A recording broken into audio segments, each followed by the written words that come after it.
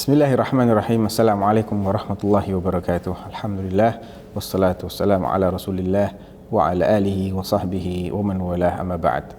Para pemirsa Fatwa TV yang dirahmati oleh Allah subhanahu wa ta'ala, kembali kita lanjutkan pembahasan kita tentang sirah nabawiyah pada seri yang ketiga ini. Setelah kita mengulas sebelumnya tentang tokoh-tokoh yang terkenal di masa jahiliyah dan bagaimana sepak terjang mereka dalam menghadapi Rasulullah SAW, maka kali ini kita akan membahas poin lain yang sangat penting untuk kita ketahui terkait dengan sirah nabawiyah, yakni bagaimana sih sebetulnya ideologi dan keyakinan mereka yang hidup di zaman jahiliyah. Karena apabila kita mengenal dan memahami bagaimana pola pikir mereka, bagaimana keyakinan mereka, niscaya kita akan faham hakikat dari dakwah Rasulullah Sallallahu Alaihi Wasallam. Namun bila kita tidak faham bagaimana pola pikir mereka, bagaimana keyakinan mereka, bagaimana sikap dan ibadah mereka, maka kita akan mengambang dalam memahami hakikat dari dakwah Rasulullah Sallallahu Alaihi Wasallam. Terkait dengan ideologi dan agama orang jahiliyah, maka sumber pertama dan sumber utama kita untuk mengenalinya adalah Al-Quran dan Sunnah Rasulullah Sallallahu Alaihi Wasallam. Al-Quran demikian gamblang dalam berbagai kesempatan, dalam berbagai ayat menjelaskan tentang bagaimana pola pikir dan keyakinan orang-orang jahiliyah. Dalam banyak sekali ayat Allah Subhanahu wa taala menjelaskan bahwasanya musyrikin Arab adalah kaum yang menyembah banyak Tuhan atau polytheism, dengan anggapan bahwa Tuhan-Tuhan tersebut mendekatkan mereka sedekat-dekatnya kepada Allah. Saya ulang, dengan anggapan bahwa Tuhan-Tuhan tersebut mendekatkan mereka sedekat-dekatnya kepada Allah. Demikianlah firman Allah di surat Az-Zumar ayat yang ketiga. Ala lillahid dinul khalis walladzina ittakhadhu min dunihi awliya ma na'buduhum illa liyuqarribuna ilallahi zulfa. Ingatlah, hanya kepunyaan Allah lah agama yang bersih dari syirik itu. Dan orang-orang yang mengambil pelindung selain Allah berkata, kami tidak menyembah mereka, melainkan supaya mereka mendekatkan kami kepada Allah dengan sedekat-dekatnya. Apa komentar Allah tentang pernyataan mereka ini? Innallaha yahkumu bainahum fima hum fihi yakhtalifun. Innallaha la yahdi man huwa kadzibun kaffar. Sesungguhnya Allah akan memutuskan di antara mereka tentang apa yang mereka berselisih padanya. Sesungguhnya Allah tidak menunjuki orang-orang yang berdusta, orang-orang yang pendusta dan sangat ingkar. Allah menggelari mereka dengan orang-orang yang pendusta dan sangat ingkar, kafar, sangat kafir. Jadi, para pemirsa yang dirahmati oleh Allah, tidak cukup seseorang mengakui Allah sebagai sang pencipta. Tidak cukup seseorang mengakui Allah sebagai sang penguasa, sang pemelihara, dan pemberi rezeki bagi semua ciptaannya. Kalaulah dia tidak mau mengesahkan peribadatannya kepada Allah, maka seorang seperti ini digelari oleh Allah sebagai pendusta dan orang yang sangat ingkar. Demikian juga ketika dia menganggap bahwa untuk beribadah kepada Allah harus dengan perantara makhluknya. Tidak bisa seseorang mendekatkan dirinya secara langsung kepada Allah. Walaupun yang diibadahi adalah Allah, namun ketika seseorang menganggap, berasumsi, berkeyakinan bahwa untuk beribadah kepada Allah harus dengan perantara, maka inilah salah satu bentuk kemusyrikan dan kekufuran yang ada di zaman jahiliyah, dan itulah pola pikir mereka. Di samping itu, mereka juga berharap agar Tuhan-Tuhan mereka yang demikian banyaknya tadi memberikan syafaat bagi mereka di hadapan Allah. Dan ini ditegaskan oleh Al-Quran di surat Yunus ayat ke-18. Allah berfirman, وَيَعْبُدُونَ مِن دُونِ اللَّهِ مَا لَا يَضُرُّهُمْ وَلَا يَنْفَعُهُمْ وَيَقُولُونَ هَؤُلَاءِ شُفَعَاؤُنَا عِنْدَ اللَّهِ. Mereka menyembah selain daripada Allah yang tidak dapat mendatangkan kemudaratan kepada mereka dan tidak pula kemanfaatan.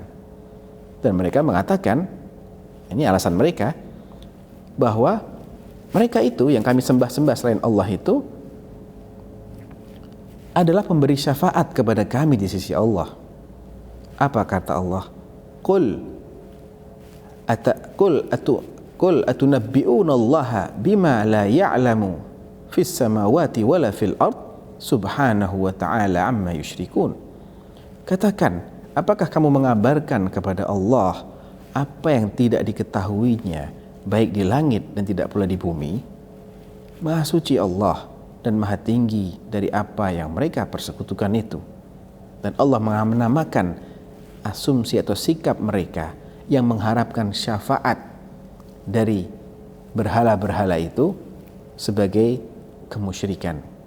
Subhanahu wa ta'ala amma yusyrikun. Maha suci Allah dan maha tinggi dari apa yang mereka persekutukan, dari perbuatan syirik mereka itu. Di antara keyakinan yang sangat terkenal di zaman jahiliyah adalah kepercayaan mereka terhadap keberadaan maupun kekuasaan Allah. Jadi orang-orang jahiliyah ini bukanlah orang ateis, bukan mereka yang tidak percaya kepada Tuhan, justru mereka percaya kepada pencipta, kepada penguasa, kepada pengatur alam semesta. Sebagaimana yang disuratkan, yang dijelaskan dalam surah Yunus ayat ke-31, Allah berfirman, Qul man yarzuqukum minas sama'i wal ard amma yamliku as-sam'a wal absar wa man yukhrijul hayya minal mayyit wa yukhrijul mayyita minal hayy wa man yudabbirul amr fasayaquluna Allah faqul afala tattaqun. Katakanlah, siapakah yang memberi rezeki kepadamu dari langit dan bumi, dan atau siapakah yang kuasa menciptakan pendengaran dan penglihatan, dan siapakah yang mengeluarkan yang hidup dari yang mati dan yang mati dari yang hidup, dan siapakah yang mengatur segala urusan? Maka mereka akan menjawab, Allah. Maka katakan, mengapa kamu tidak bertakwa kepadanya? Artinya, para pemirsa yang dirahmati oleh Allah, mereka tidak mengingkari bahwa hanya Allah lah yang mampu melakukan itu semua. Hanya Allah lah yang memberi rezeki dan mengatur segala urusan. Namun, mereka tidak mau jika peribadatan itu hanya ditujukan kepada Allah tanpa perantara apapun. Mereka mengikut sertakan berbagai berhala tadi dalam mengharapkan rezeki dari Allah, dalam mengharapkan syafaat, dan ketika mereka melakukan ritual-ritual ibadah seperti ketika tawaf mengelilingi Baitullah, mereka juga mengelilingi berhala-berhala mereka. Seperti ketika mereka mempersembahkan sembelihan mereka persembahkan kepada Allah sekaligus kepada berhala-berhala mereka. Mereka juga bernazar kepada berhala, bersumpah atas nama berhala, dan lain sebagainya, termasuk berdoa minta kepada berhala tersebut. Namun ini hanya mereka lakukan tatkala mereka dalam kondisi lapang. Adapun ketika mereka sedang dalam kondisi gawat darurat, yang mereka ingat hanyalah Allah Subhanahu wa taala. Termasuk ideologi dan pola pikir yang amat menonjol di masa jahiliyah adalah fanatisme mereka terhadap ajaran nenek moyang secara membabi buta tanpa melihat alasan yang logis. Allah menjelaskan dalam surat Az-Zukhruf, wa qalu law syaa ar-rahman ma 'abadnahum ma lahum bidzalika min ilmin inhum illa yakhrusun. Mereka berkata, jikalau Allah yang Maha Pemurah menghendaki, tentulah kami tidak akan menyembah mereka. Maksudnya menyembah para malaikat itu. Am atainahum kitaban min qablihi fahum bihi mustamsikun. Allah menjelaskan bahwa klaim mereka ini bukanlah sesuatu yang dibangun atas dasar pengetahuan. Ya. Mereka tidak memiliki pengetahuan sedikit pun tentang itu. Mereka tidak lain hanyalah menduga-duga belaka. Atau adakah kami memberikan sebuah kitab kepada mereka sebelum Al-Quran, lalu mereka berpegang dengan kitab itu? Bal qalu inna wajadna aba'ana ala ummah wa inna ala atharihim muhtadun. Tapi mereka malah mengatakan, sesungguhnya kami mendapati bapak-bapak kami menganut suatu agama, dan sesungguhnya kami orang-orang yang mendapat petunjuk dengan mengikuti jejak mereka. Maka Allah mengatakan, qala awalau ji'tukum bi ahda mimma wajadtum. Allah mengatakan, wa kadzalika ma arsalna min qablika fi qaryatin min nadhirin illa qala mutrafuha inna wajadna aba'ana ala ummah wa inna ala atharihim muqtadun.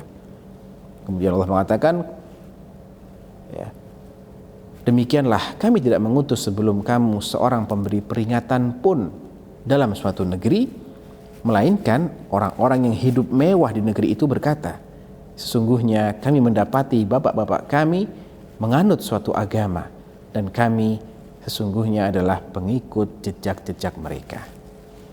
Para pemirsa yang dirahmati oleh Allah, dari ayat-ayat ini jelaslah bahwa salah satu penyebab utama terhalangnya mereka dari hidayah adalah fanatisme buta terhadap ajaran leluhur. Dan fanatisme itu semakin kuat di kalangan kaum bangsawan dan priai yang hidup mewah dan bermegah-megahan. Karena sejatinya kemewahan mereka didapatkan karena status sosial mereka di mata masyarakat, yang hanya akan bertahan bila mana mereka tetap setia kepada tradisi dan budaya setempat. Makanya tidak heran jika kebanyakan pengikut Islam adalah golongan-golongan lemah yang tidak memiliki kedudukan sosial maupun pamor di mata masyarakat, sehingga tidak ada yang perlu mereka khawatirkan saat masuk Islam. Termasuk ideologi jahiliyah ialah menjadikan banyaknya pengikut sebagai indikator kebenaran dan menganggap sedikitnya pengikut atau asingnya suatu ajaran sebagai indikator kebatilan. Oleh karenanya Rasulullah SAW mengajarkan pola pikir yang sebaliknya, bahwa itu tidak menjadi tolok ukur kebenaran. Banyak sekali ayat-ayat dalam Al-Quran yang menjelaskan bahwa banyaknya pengikut sama sekali tidak bisa dijadikan sebagai indikator kebenaran. Allah berfirman, wa in tuti' aktsara man fil ard yudilluka an sabilillah iyattabi'una illa dhann wa inhum illa yakhrusun. Di surat Al-An'am ayat ke-116 Allah mengatakan, jika kamu menuruti kebanyakan orang yang ada di muka bumi ini, niscaya mereka akan menyesatkanmu dari jalan Allah. Mereka tidak lain hanyalah mengikuti persangkaan belaka, dan mereka tidak lain hanyalah berdusta terhadap Allah Subhanahu wa taala. Dalam surat Al-A'raf ayat ke-187 Allah mengatakan, walakin aktsaran nasi la ya'lamun, akan tetapi kebanyakan manusia tidak mengetahui. Dalam ayat sebelumnya, ayat ke-102 di surah Al-A'raf juga Allah mengatakan, wa ma wajadna li aktsarihim min ahdin wa in wajadna aktsarahum lafasiqin. Kami tidak mendapati kebanyakan mereka memenuhi janji. Sesungguhnya kami mendapati bahwa kebanyakan mereka adalah orang-orang yang fasik. Kemudian pola pikir jahiliyah lainnya yang berkembang di kala itu adalah bahwa mereka ini seringkali menolak kebenaran dengan alasan karena kebenaran itu tidak pernah diketahui oleh leluhur mereka, karena hal tersebut tidak pernah diajarkan oleh nenek moyang mereka. Sebagaimana yang Allah firmankan, wantalaqal mala'u minhum animshu wasbiru ala alihatikum inna hadza la syai'un yurad. Dan pergilah pemimpin-pemimpin mereka seraya berkata, pergilah kalian dan tetaplah menyembah Tuhan-Tuhan kalian, sesungguhnya ini benar-benar suatu hal yang dikehendaki. Ma sami'na bihadza fil millatil akhirah in hadza illa ikhtilaq. Kami tidak pernah mendengar ajaran ini dalam agama yang terakhir, yakni agama yang diajarkan oleh leluhur kami. Ajaran ini maksudnya ajaran tauhid atau alias mengesahkan Allah, tidak lain hanyalah dusta yang diada-adakan. Demikian firman Allah di surat Shad ayat 6 dan 7. Nah, keyakinan dan pola pikir yang batil ini telah mengakar dan mendarah daging pada mereka sejak berabad-abad akibat sikap taklid buta kepada ajaran leluhur. Mereka tidak lagi bisa mengkritisi ajaran nenek moyang mereka dengan menggunakan akal sehat dan dalil yang benar. Kemudian, di antara ciri khas dari ideologi jahiliyah adalah pengingkaran mereka terhadap kehidupan akhirat dan keyakinan mereka yang bulat bahwa setelah mati mereka tidak akan dibangkitkan lagi. Allah berfirman di surat Al-An'am ayat ke-29, wa qalu in hiya illa hayatuna dunya wa ma nahnu bimab'utsin. Mereka mengatakan hidup hanyalah kehidupan kita di dunia ini saja dan kita sekali-kali tidak akan dibangkitkan. Bahkan lebih jauh lagi Allah mengutip ucapan mereka, wa aqsamu billahi jahda aymanihim la yab'atsullahu may yamut. Mereka bersumpah dengan nama Allah dengan sumpah yang sesungguh-sungguhnya dengan mengatakan Allah tidak akan membangkitkan orang yang mati. Demikian di surat An-Nahl ayat ke-38.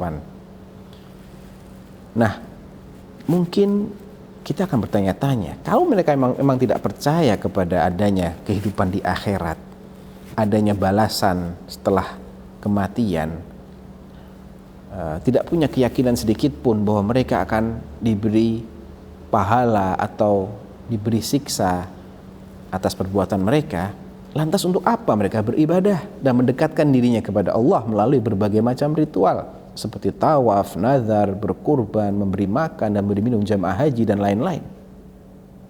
Jawabannya para pemirsa bahwa itu semua demi kepentingan dunia, demi memperkaya diri mereka, menjaga pamor mereka di mata masyarakat, demi menuai pujian dan sanjungan, serta memelihara wibawa mereka. Dan ini semua ujung-ujungnya adalah duit.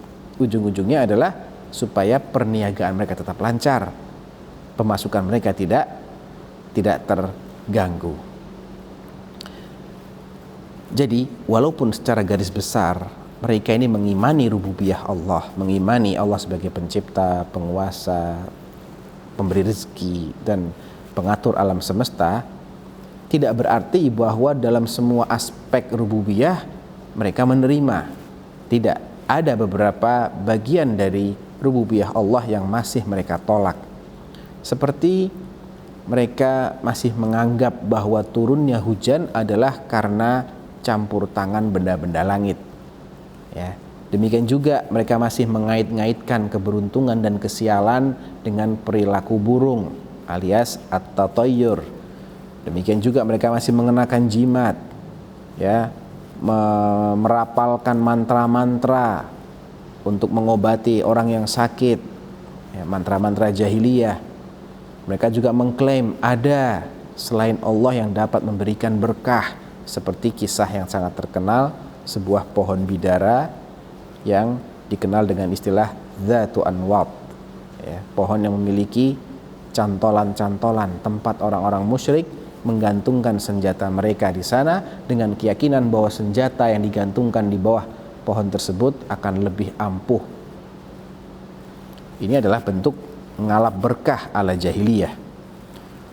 Demikianlah secara garis besar akidah orang-orang jahiliyah, dan tentunya akidah ini melahirkan sikap dan perilaku yang insya Allah akan kita bahas dalam seri berikutnya. Akan tetapi sebelum kita mengakhiri seri ini, ada beberapa pelajaran penting yang dapat kita simpulkan. Yang pertama, para pemirsa, orang jahiliyah secara garis besar mengakui bahwa Allah Subhanahu wa Ta'ala adalah pencipta, penguasa, pemelihara, dan pengatur alam semesta. Inilah yang dikenal dengan rububiyah Allah Subhanahu wa Ta'ala. Akan tetapi perlu kita fahami bahwa pengakuan, sekedar mengakui Allah sebagai Rabbul Alamin, sebagai pencipta, penguasa, pemberi rezeki dan pengatur alam semesta, itu sama sekali belum cukup untuk mengeluarkan mereka dari status orang musyrik menjadi seorang muwahhid, seorang muslim, seorang mukmin. Allah masih saja memvonis mereka dengan vonis-vonis yang berat, pendusta, sangat kafir, musyrik, dan semisalnya. Bahkan Allah Subhanahu wa Ta'ala memerintahkan Rasulullah sallallahu alaihi wasallam untuk memerangi mereka selagi mereka hanya berhenti pada mengimani rububiyah Allah Subhanahu wa Ta'ala. Bahkan dalam surah Al-Bayyinah yang insya Allah kita semua menghafalnya. Allah menggelari mereka ini sebagai manusia terburuk. Allah berfirman, innal ladzina kafaru min ahlil kitabi wal musyrikina fi nari jahannama khalidina fiha ulaika hum syarrul bariyah. Sesungguhnya orang-orang yang kafir, yakni ahli kitab dan orang-orang yang musyrik, akan masuk ke neraka jahanam. Mereka kekal di dalamnya. Mereka itu adalah seburuk-buruk makhluk. Pelajaran berikutnya, saudara-saudaraku, bahwa penyebab kafir dan musyriknya mereka ialah karena mereka tidak mau mengesahkan Allah dalam masalah ibadah. Inilah yang dikenal dengan istilah tauhid uluhiyah. Makanya adalah kesalahan fatal manakala orang-orang menyamakan antara rububiyah Allah dengan uluhiyah Allah. Adalah sebuah paradigma yang sangat berbahaya ketika beriman kepada Allah diidentikan dengan mengimani Allah sebagai sang pencipta saja, disamakan atau diartikan dengan mengimani Allah sebagai yang paling berkuasa yang mengatur alam semesta. Ini tidaklah merupakan hakikat dari keimanan yang menjadikan seseorang itu digelari sebagai mukmin. Iya, dia adalah bagian dari keimanan, namun tidak cukup sampai di situ. Tanpa adanya keimanan terhadap keesaan Allah sebagai satu-satunya yang diibadahi, maka Allah tidak akan menerima atau tidak akan menyelamatkan orang ini dari ancaman nerakanya. Pelajaran ketiga adalah bahwa mereka, orang-orang musyrik ini, bukanlah orang-orang yang tidak pernah beribadah, bukan pula orang yang tidak punya kebaikan, tidak punya jasa sama sekali, bukan. Akan tetapi sebesar apapun ibadah yang mereka lakukan dan jasa yang mereka berikan, itu semua akan sia-sia di mata Allah karena kemusyrikan dan kekafiran mereka. Jadi menjadi seorang yang bersaksi bahwasanya tidak ada yang berhak diibadahi selain Allah adalah harga mati, adalah syarat mutlak agar keimanan seseorang dan amal solehnya diterima oleh Allah. Pelajaran berikutnya bahwa sikap fanatik terhadap ajaran leluhur adalah syubhat terbesar yang menghalangi seseorang untuk mendapatkan hidayah, bahkan menghalangi seseorang untuk menggunakan akal sehatnya dan hati nuraninya. Yang kelima, para pemirsa, bahwa pengikut kebatilan pasti akan banyak berbuat kontradiksi. Hanya pengikut kebenaranlah yang konsisten antara ucapan dengan perbuatannya. Orang-orang musyrik mengatakan bahwa mereka ini menghargai Baitullah, ya, mereka adalah tetangga dan pemelihara Baitullah. Akan tetapi di saat yang bersamaan mereka menodai Baitullah dengan cara memasang ratusan berhala di sana dan lain sebagainya. Masih banyak sikap-sikap kontradiksi mereka yang lain. Seperti mereka mengimani rububiyah Allah, namun mereka tidak mau hanya menunjukkan ibadah mereka kepada Allah. Dan pelajaran yang terakhir adalah bahwa kebenaran dan kebatilan tidak boleh sama sekali diukur dengan banyak sedikitnya pengikut, namun harus diukur berdasarkan bukti-buktinya. Demikianlah apa yang bisa saya sampaikan dalam seri kali ini. Mudah-mudahan bermanfaat. Wallahu ta'ala a'lam. Wa sallallahu ala nabiyyina Muhammadin wa ala alihi wa sahbihi wa sallam. Wassalamualaikum warahmatullahi wabarakatuh.